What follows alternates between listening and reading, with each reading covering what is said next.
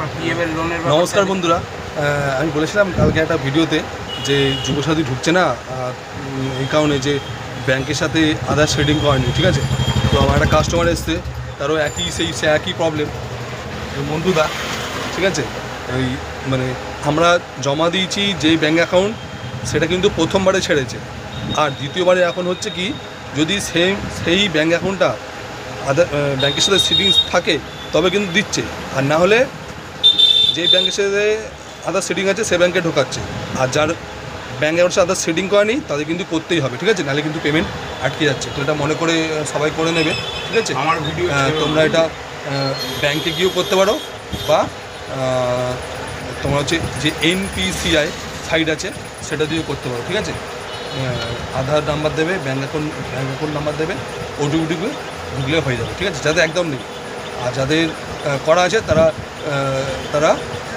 যারা যে ব্যাংকের আছে সে ব্যাংকে যদি না চাও অন্য ব্যাংকে সিডিং করা যাবে। ঠিক আছে, ওই NPCI ওই সাইট থেকে সবাই করে নেবে, নাহলে কিন্তু যুবসাথীর টাকা এখন আটকে আছে। ঠিক আছে।